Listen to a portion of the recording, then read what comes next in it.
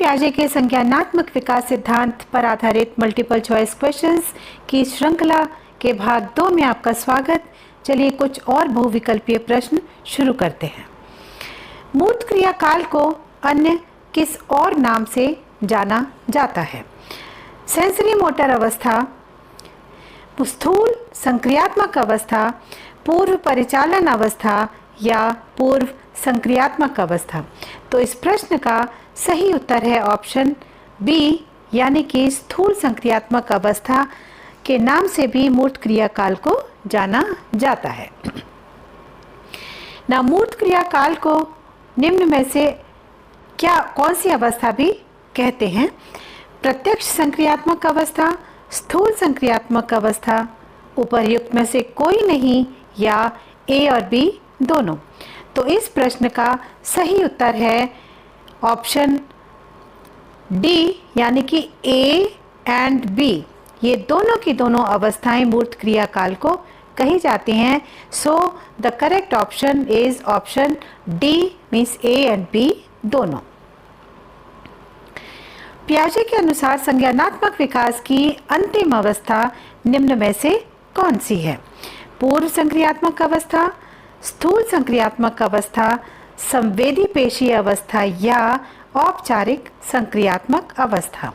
तो इस प्रश्न का सही उत्तर ऑप्शन डी है, औपचारिक संक्रियात्मक अवस्था ही जीन पियाजे द्वारा दी गई अवस्थाओं में से सबसे अंतिम अवस्था होती है। ना औपचारिक संक्रियात्मक अवस्था की समय अवधि निम्न में से कौन सी है? 2 से 7 वर्ष, 7 से 12 वर्ष, 0 से 2 वर्ष या 12 से वयस्क होने तक। तो इस प्रश्न का सही उत्तर है 12 से वयस्क होने तक, यानी कि option D is the correct answer of this question. मूर्त क्रिया काल को निम्न में से कौन सी अवस्था जाना जाता है? प्रत्यक्ष संक्रियात्मक अवस्था, ठोस संक्रियात्मक अवस्था, स्थूल संक्रियात्मक अवस्था या उपर्युक्त सभी।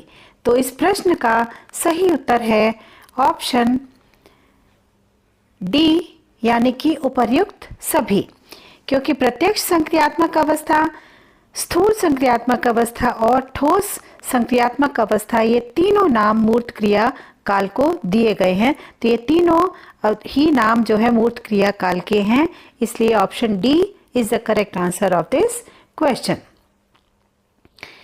नाउ पियाजे के अनुसार बालकों में वस्तु स्थायित्व का गुण किस अवस्था में आ जाता है? पूर्व संक्रियात्मक अवस्था, स्थूल संक्रियात्मक अवस्था, संवेदी पेशीय अवस्था या औपचारिक संक्रियात्मक अवस्था। तो इस प्रश्न का सही उत्तर है ऑप्शन सी, में संवेदी पेशीय अवस्था में ही बालकों में वस्तु स्थायित्व का गुण विजिबल होने लगता है। तो संवेदी पेशीय अवस्था में ही ये वस्तु स्थायित्वता का गुण बच्चों में दिखाई देता है। So option C is the correct answer of this question. Now पियाजे के अनुसार संरक्षण, संबंध और वर्गीकरण किस अवस्था का गुण है? पूर्व संक्रियात्मक, स्थूल संक्रियात्मक, संवेदी पेशीय या औपचारिक संक्रियात्मक। तो इस प्रश्न का सही उत्तर है ऑप्शन बी, यानी कि स्थूल संक्रियात्मक अवस्था में ही संरक्षण, संबंध और वर्गीकरण जैसे गुण दिखाई देते हैं। बालकों का चिंतन तर्क की तुलना में अधिक क्रमबद्ध और तर्क संगत किस अवस्था में हो जाता है? स्थूल संक्रियात्मक अवस्था में, संवेदी पेशीय अवस्था में, पूर्व संक्रियात्मक अवस्था में या औपचारिक संक्रियात्मक अवस्था में। तो इस प्रश्न का सही उत्तर है स्थूल संक्रियात्मक अवस्था में ही बच्चों का चिंतन तर्क की तुलना में अधिक क्रमबद्ध दिखाई देता है और तर्क संगत हो जाता है। So the correct answer is option A. Now किस अवस्था में बालक ज्ञानेंद्रियों एवं संवेदनाओं द्वारा ज्ञान प्राप्त करता है? स्थूल संक्रियात्मक अवस्था, पूर्व संक्रियात्मक, संवेदी पेशीय या औपचारिक संक्रियात्मक अवस्था। तो इस प्रश्न का सही उत्तर है ऑप्शन सी मीन्स संवेदी पेशीय अवस्था में ही बालक ज्ञानेंद्रियों और संवेदनाओं के द्वारा ज्ञान प्राप्त करता है। So correct option is option C. पूर्व संक्रियात्मक अवस्था निम्न में से किस अवधि तक होती है? 2 से 7 वर्ष, 7 से 10 वर्ष, 0 से 2 वर्ष या 7 से 12 वर्ष। तो इस प्रश्न का सही उत्तर है 7 से 12 वर्ष means option D is it's correct answer. 7 से 12 वर्ष। नौ स्थूल संक्रियात्मक अवस्था किस अवधि तक होती है? 2 से 7 वर्ष, 7 से 12 वर्ष, 0 से 2 वर्ष या 7 से 10 वर्ष। तो इस प्रश्न का सही उत्तर है ऑप्शन डी यानी कि ऑप्शन बी 7 से 12 वर्ष ही इसकी अवस्था होती है। So the correct answer is 7 से 12 वर्ष means option C is it's correct answer.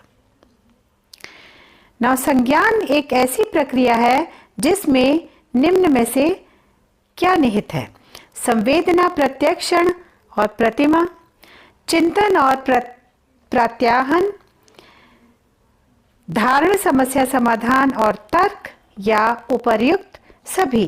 तो इस प्रश्न का सही उत्तर है ऑप्शन डी मीन्स ये सारी की सारी जो पहले ए बी सी तीनों ऑप्शंस जो हैं वो सभी के सभी जो वो हैं वो सभी संज्ञान की प्रक्रिया के तहत आते हैं और इन्हीं संक्रियाओं के तहत होते हुए एक बालक के संज्ञान में वृद्धि होती है। पियाजे ने निम्न में से किस विकास की अवस्था को संज्ञानात्मक विकास कहा है?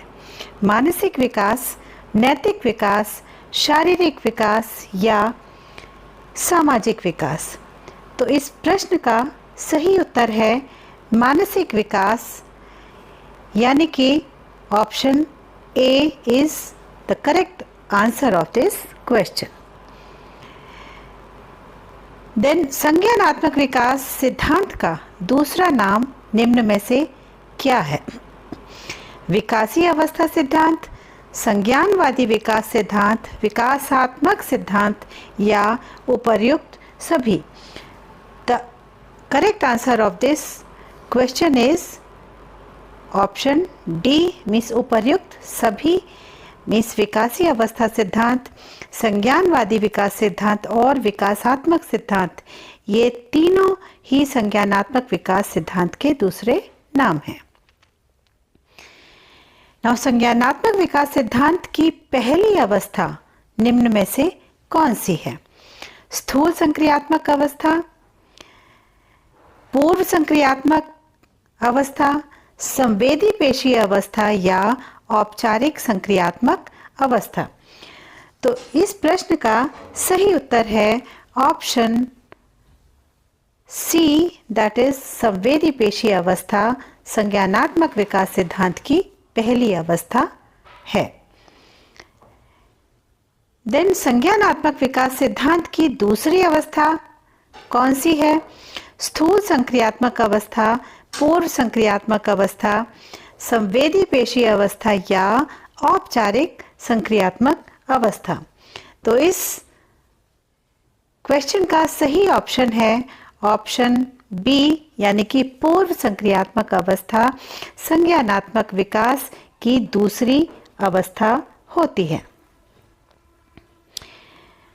देन संज्ञानात्मक विकास सिद्धांत की तृतीय अवस्था निम्न में से कौन सी है? स्थूल संक्रियात्मक, संवेदी पेशीय, पूर्व संक्रियात्मक या औपचारिक संक्रियात्मक अवस्था। तो इसमें से सही उत्तर है स्थूल संक्रियात्मक अवस्था संज्ञानात्मक विकास सिद्धांत की तृतीय अवस्था है। इसको ठोस संक्रियात्मक अवस्था भी कहा जाता है। तो संज्ञानात्मक विकास सिद्धांत की चतुर्थ अवस्था, चौथी अवस्था निम्न में से कौन सी है? स्थूल संक्रियात्मक, संवेदी पेशीय, पूर्व संक्रियात्मक या औपचारिक संक्रियात्मक। इनमें से सही उत्तर है ऑप्शन डी, मीन्स औपचारिक संक्रियात्मक अवस्था ही संज्ञानात्मक विकास की चौथी और अंतिम अवस्था है। किस अवस्था को आत्म केंद्रित अवस्था कहा जाता है? स्थूल संक्रियात्मक अवस्था, संवेदी पेशीय अवस्था, पूर्व संक्रियात्मक अवस्था या औपचारिक संक्रियात्मक अवस्था। तो इस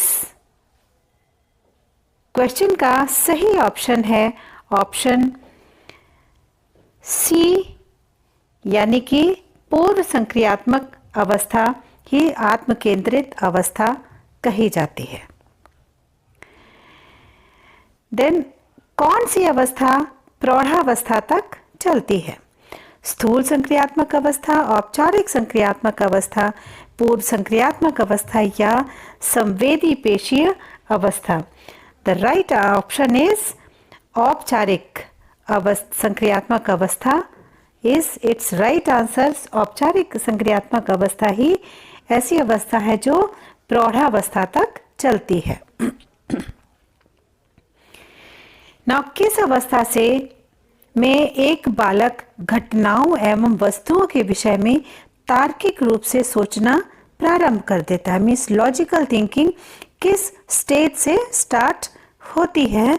स्थूल संक्रियात्मक, संवेदी पेशीय, पूर्व संक्रियात्मक या औपचारिक संक्रियात्मक अवस्था।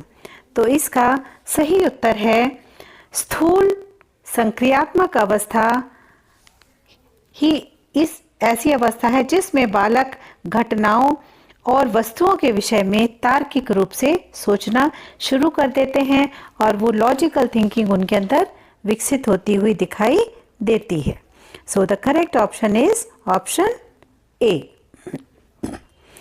पियाजे ने संज्ञानात्मक विकास सिद्धांत में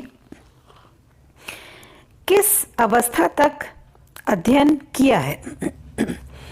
जन्म से शैशवावस्था तक, जन्म से बाल्यावस्था तक, शैशवावस्था से बाल्यावस्था तक या जन्म से वयस्कावस्था तक। तो इस क्वेश्चन का सही ऑप्शन है ऑप्शन डी, मीन्स जन्म से वयस्क की अवस्था तक ही ये ऑप्शन है। इस सिद्धांत में उन्होंने चारों अवस्थाओं में सारी यहाँ तक वयस्क जन्म से लेकर के वयस्क होने तक की सारी अवधि को कवर किया है। So the right option is option D. Now बालक के संज्ञानात्मक विकास हेतु उत्तम स्थान निम्न में से क्या है? घर, खेल का मैदान, सभागार या विद्यालय एवं कक्षा का वातावरण। तो इस प्रश्न का सही आंसर है ऑप्शन डी, विद्यालय और कक्षा का वातावरण ही बालक के संज्ञानात्मक विकास के लिए सबसे अप्रोप्रिएट प्लेस है। देन किस अवस्था को तार्किक चिंतन की अवस्था भी कहा जाता है? स्थूल संक्रियात्मक अवस्था, पूर्व संक्रियात्मक अवस्था, औपचारिक संक्रियात्मक अवस्था या संवेदी पेशीय अवस्था। The right option of this question is option C, औपचारिक संक्रियात्मक अवस्था ही ऐसी अवस्था है जिसमें एक तार्किक चिंतन बालकों के अंदर विकसित हो जाता है और वो लॉजिकली सोचना शुरू कर देते हैं। So the correct option is option C. So these were some multiple choice questions regarding Jean Piaget's cognitive development theory। और अगले वीडियो में हम किसी एक नए टॉपिक को कवर करेंगे जिसमें हम इसी BD101 के तहत किसी एक नए विषय को कवर करते हुए हम अगली वीडियो में फिर हाजिर होंगे। तब तक के लिए गुड बाय।